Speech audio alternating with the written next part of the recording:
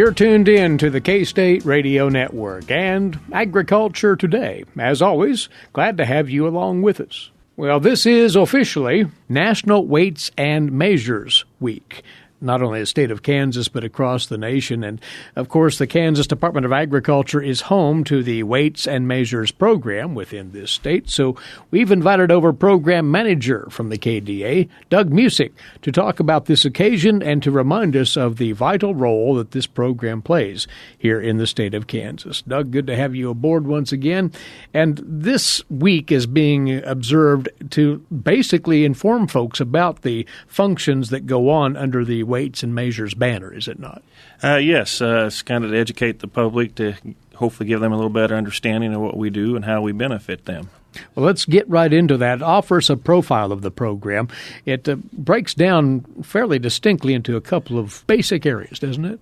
Yes. Our overreaching aim is to maintain equity in the marketplace, but the way we practice that a lot is we inspect scales for accuracy and for compliance with specifications and tolerance and user requirements. And we also inspect fuel pumps and other fuel meters, and even including liquid meters for like liquid fertilizer and other products you might think of. But so it's fairly broad. I think we touch the lives of every consumer in Kansas almost every time they're out shopping. But obviously and most assuredly, agricultural producers are affected by what your department does. Yes. Very much so. Very much so. Let's look at the fuel side, if we might, first of all. And your program does inspect on a routine basis fuel pumps to make sure that they are allocating fuel as intended. Yes, we'll inspect every fuel pump in the state of Kansas once every 18 months.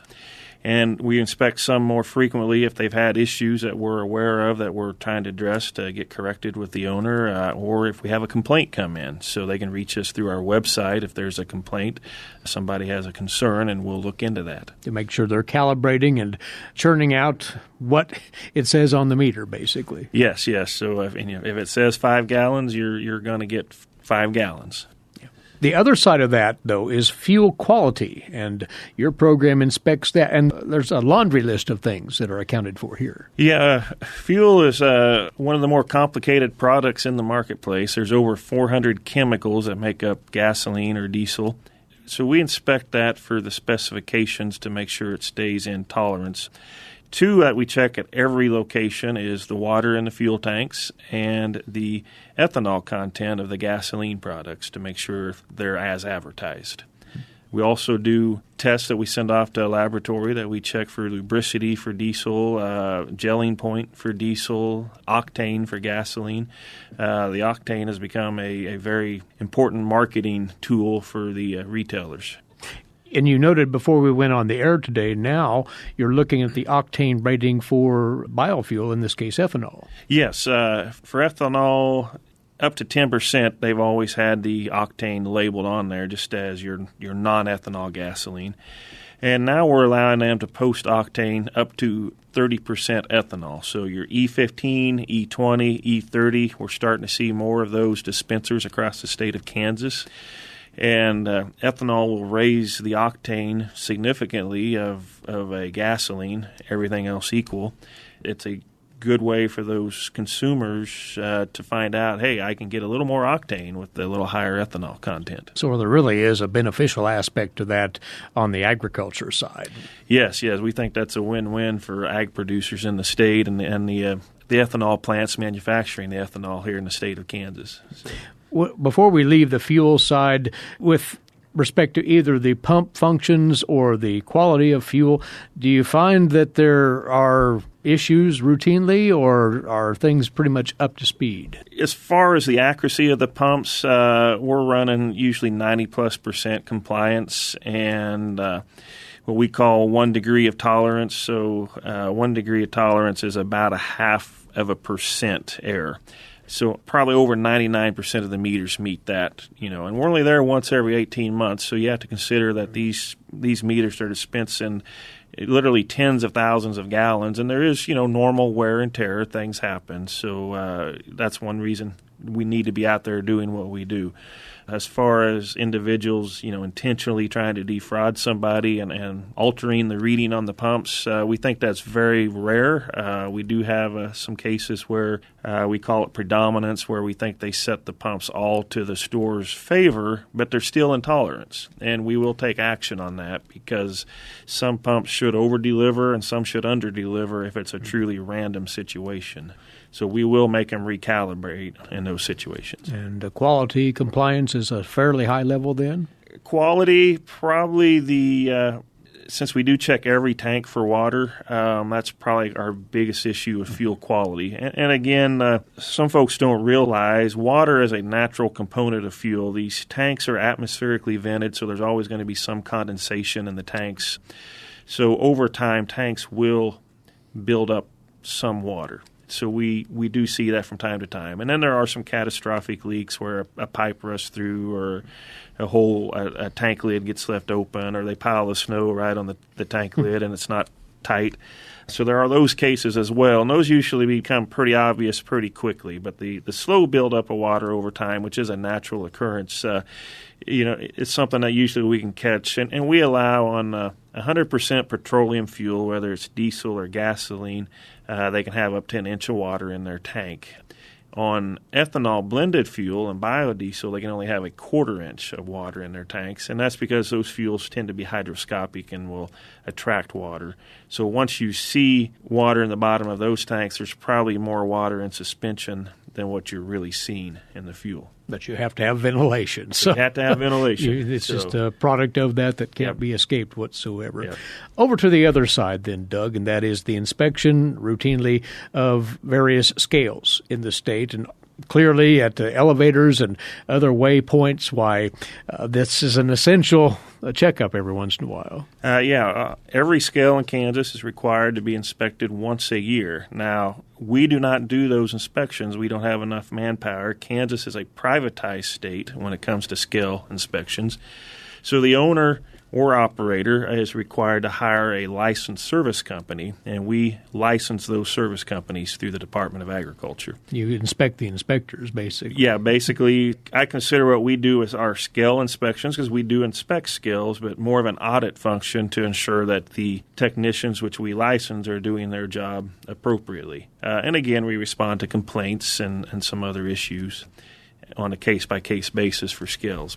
But the vast majority of scale inspections in Kansas are done by the private scale companies. And how frequently once again? They're required to be done once a year. And some companies will do it more frequently, but that is the maximum amount of time between inspections is 1 year. And again, as far as the mechanics of scales and the readouts from scales, pretty high level of compliance there?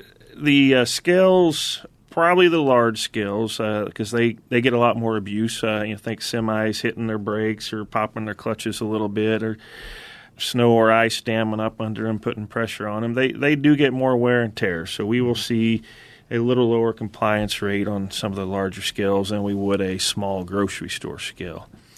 Some of our compliance issues, though, are specifications. It's not always accuracy. So one thing I'd like to point out is, as a user of a scale, whether you're the buyer or the seller, it's very important to pay attention to the indications or the readout or display. There's lots of words for it, but the indications is what we call it on that scale. And make sure that before you drive on it or before you set something on it that it shows 0. Otherwise, there's an error before you ever start.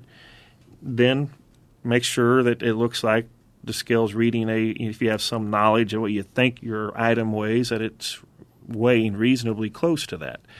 And if not, there may be some concern there.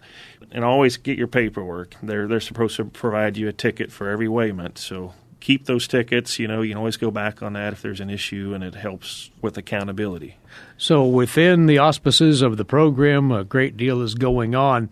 And if an individual out there or a commercial firm, anybody that would want to know more about any of these oversight requirements would need to talk to somebody, your program is open to questions, right? Yes. You can find us on the Kansas Department of Agriculture website, and that is also kda.weights.measures at ks.gov. Very good. That main Kansas Department of Agriculture web address is agriculture.ks.gov, and look for the tab that leads you to the Weights and Measures program, which once more oversees all of this. And this is National Weights and Measures Week. So, Doug, thank you for coming over and reminding us of the important role that your program plays here in Kansas. All right. Thank you, Eric. He is Doug Musick, the Program Manager, Weights and Measures Program, Kansas, Department of Agriculture. And you're listening to Agriculture Today. After this break, we'll bring you the next installment in this week's series of profiles of the Master Farmers, Master Farm Homemakers, class of 2017. As they'll be so recognized in ceremonies later this week in Manhattan. That shortly here on the K-State Radio Network. Please keep it right here.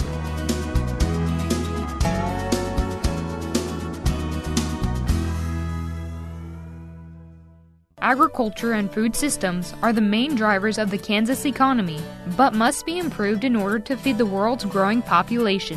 How are we going to do so? Reduce food loss, find ways to preserve grasslands, and help families stretch their dollars. Global food systems is one of the 5 grand challenges K-State Research and Extension is addressing.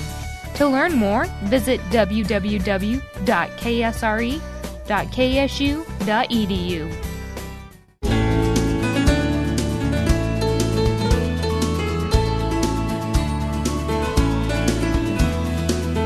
Agriculture Today returns now, as once again we bring you the next story of a Kansas Master Farmer, Master Farm Homemaker couple who have just earned that distinction as part of the 2017 class.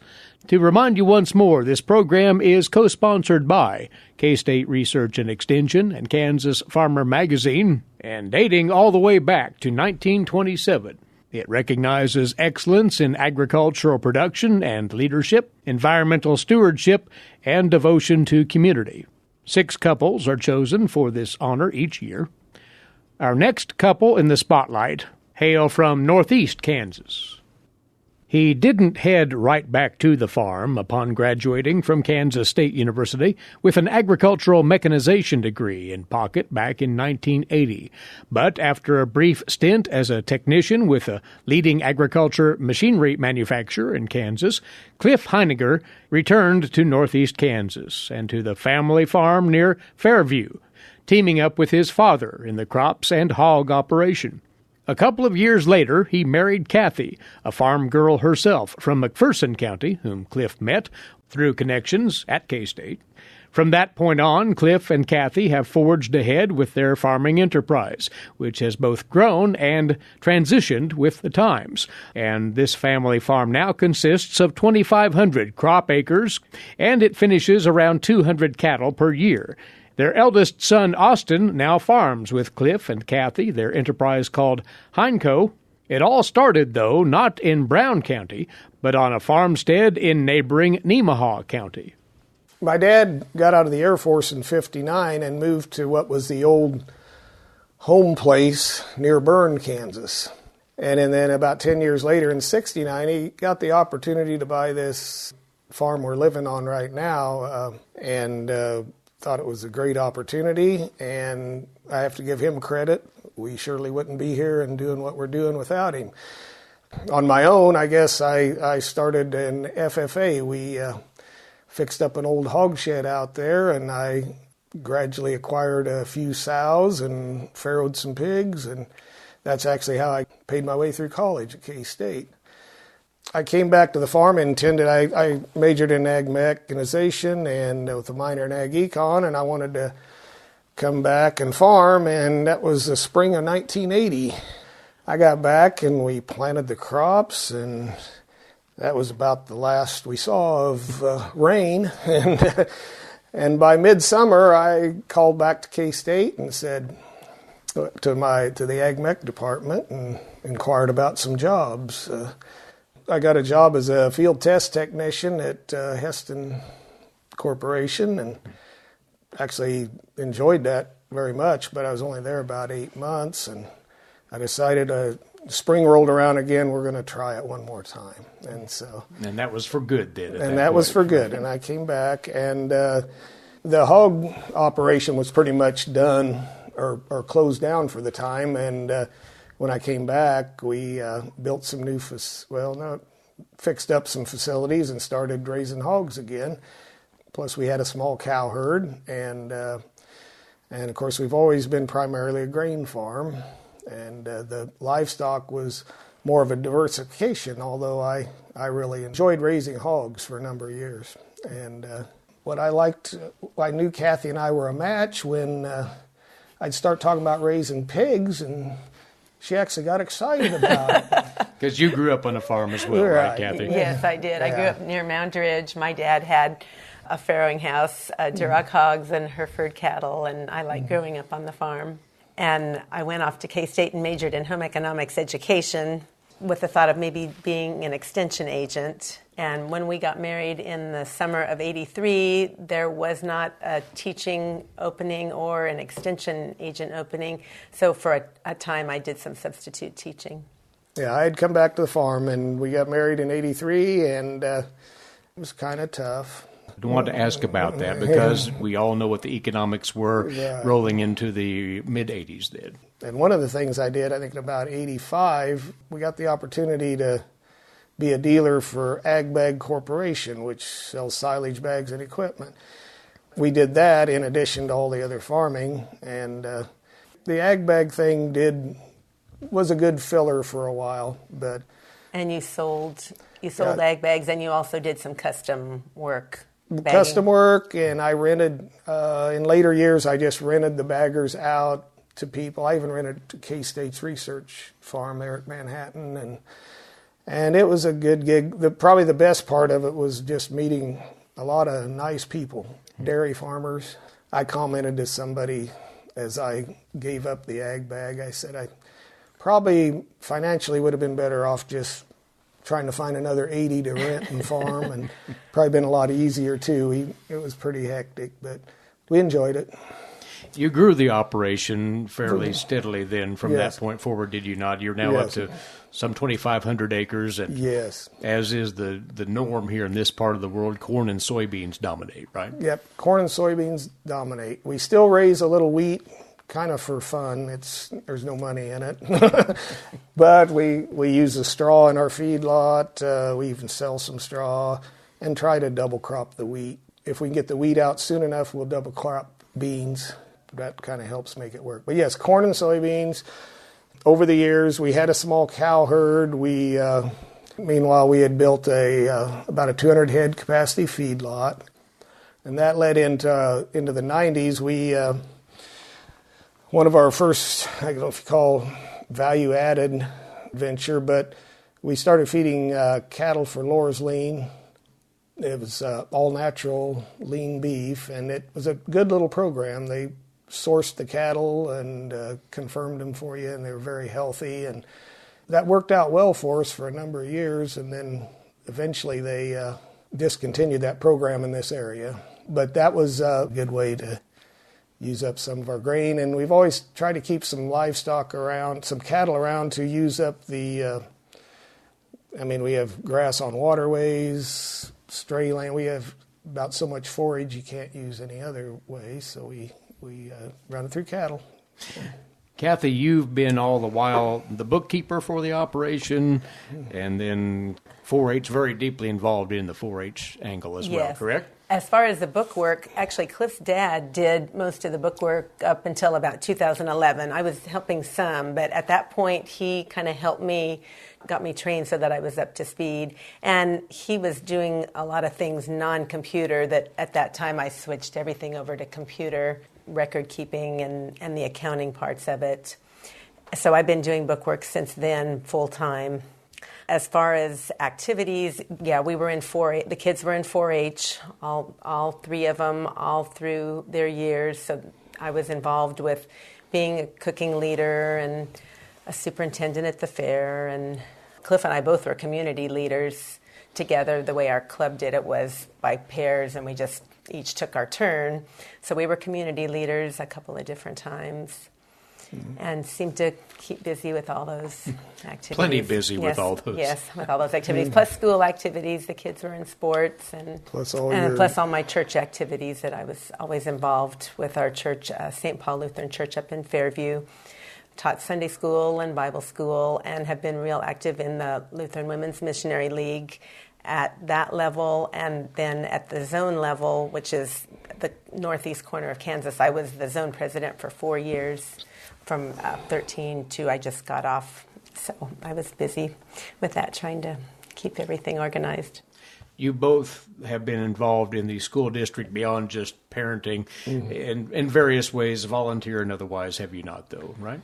Tell about your education foundation. Yeah, just recently I was on the Hiawatha Education Foundation, which is an organization that is able to disperse money for activities that aren't paid for through the regular funding. For example, when I was on, we collected money to build a new concession stand, restroom facility, and also collect money for mini grants for teachers and students that need special money that they can't get from somewhere else. So that was a good organization to be in. Last item here, your reflections on what it means to be named as a master farm family. Well, we're humbled by this being named both at our county level and then at the state. Also, we feel like we do what a lot of farm people do, run our farm business and then do a lot of volunteering to help make the community a better place. And so we just feel humbled and appreciate that we've been. Yep, we were surprised. Yeah, and don't consider ourselves extraordinary. I think there's many farm couples around that do the same thing we do, basically, and I think it's a nice tribute to all of them to have an award like this or to be selected. So we're humbled and honored. From Brown County, northeast Kansas, Cliff and Kathy Heiniger. On tomorrow's broadcast, we'll let you know about 2 more couples who've been selected as Kansas Master Farmers, Master Farm Homemakers. Doug and Jean Higbee of Franklin County, and Kendall and Melinda Hodgson of Rice County. We'll be back in a few moments. You're listening to the K-State Radio Network and Agriculture Today.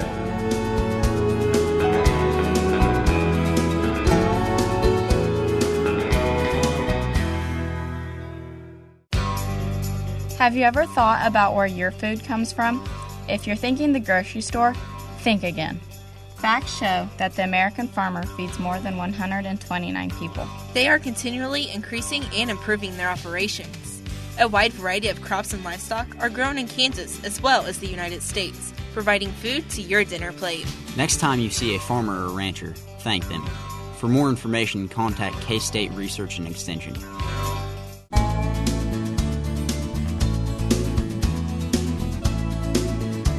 This is Agriculture Today. Stop, look, and listen. This is our state, Kansas.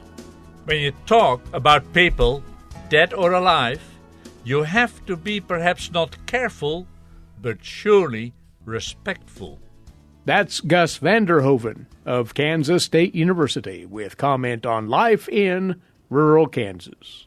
When life surprises you, I think it is a gift. It surely did a few weeks ago. I shared the experience with my wife and Talina, my daughter, and Talina said, if you write about that, you have to do it very carefully. She's right. I realized when you talk about people dead or alive, you have to be perhaps not careful, but surely respectful. A few times I've seen the truck, a white truck, of the Potawatomi Rural Water District stop by the meter along the road next to the farm. Their water pipe runs along the edge of our farm. At one time I saw a truck leave the farm as I approached. I followed it as it drove away, but then it stopped at the meter, and I instantly knew who it was. The man who surveys the water system, Lynn. We have talked before, and we talked again briefly and laughed. I like him. The problem is there is a leak somewhere. That explained the truck tracks along the trees just inside the farm. We each went our way, wishing each other the very best. Now, sometime later, Roger, my neighbor, calls while he is somewhere on the bulldozer. He explains the call. Kayla, his wife, had called to let him know that there were people on the farm doing things, and she wondered if they had any business being there. Roger and Kayla live next to the farm, great neighbors. They ride horses on the farm and keep an eye out. I very much appreciate that. So Roger asks, do you know about these people? The only thing I could tell him and come up with was the co-op putting out fertilizer or the rural water people looking for the leak. I thanked Roger and told him I was driving out there. I would call him that evening. Off to the farm I went. I was thinking about trespassers. I know people try under all kinds of excuses. That is why I'm always grateful that Kayla and Roger are there. It works. As I came around the last curve, I see through the trees the big red machine from the co-op turning, and I see the supply truck. As I drive in, the supply truck pulls out. I park and start walking the field studying the spraying pattern. We put out granular fertilizer, 80 pounds nitrogen and 30 pounds phosphorus. That's what the soil test showed needed to be put on to get the 2.5 ton of good brome. Guaranteed. Buddy, who drives the big rig, stops when I catch up with him on the far field. I left the straight wheel tracks gently pressing on the land. It's a good day to put out fertilizer. At least we don't bog down. When completed by the end of the afternoon, all I need is a warm rain. And of course, to pay the co-op. It's one of those drawbacks of brome hay. When Buddy climbs back up the seat, I walk back across the farm to where I noticed the rural water crew was working with a backhoe, digging. I saw a huge pile of dark soil. Walking up to them, I could just imagine him saying, "Oh my gosh, here he comes." I was wearing my coveralls and boots and an old woolen cap, so it was not too obvious. I didn't even have a dog. Had Kansa been alive and with me, he would have stormed forward and meet the men long before I got there. He would have pushed his wet nose in their strong hands.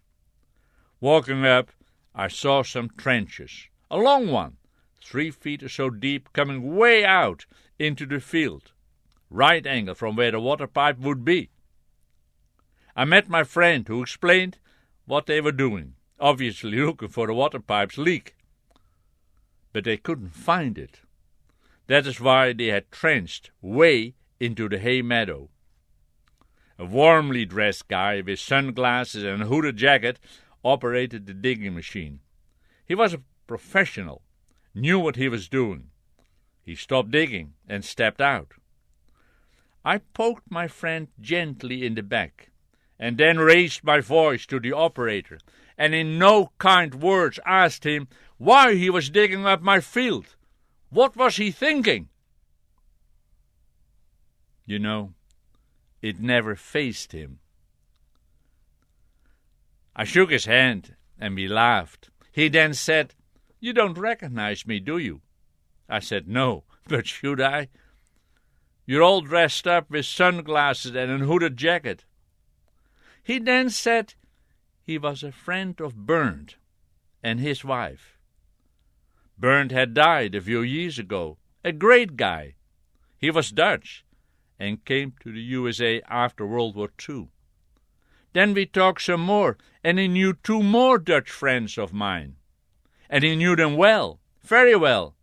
Yes, Martin is very analytical and very sharp.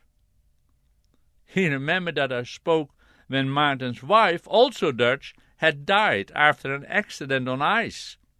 He knew all those people very well. It struck me, standing there along the edge of the field, dark soil piled up high, looking for a water leak, talking to this strong big guy who knew those Dutch friends we have and apparently share, and he knew them well. I see that as a gift, a surprise. That corner of the hayfield will now forever hold a special place in my heart. I hope we will meet again. I also hope that they found the leak. When I walk back the next day, all the trenches have been filled in smooth. The brome will cover it soon. Gus van der Hoeven of Kansas State University with his weekly commentary on rural Kansas. That is our time for today. As always, thanks for listening in.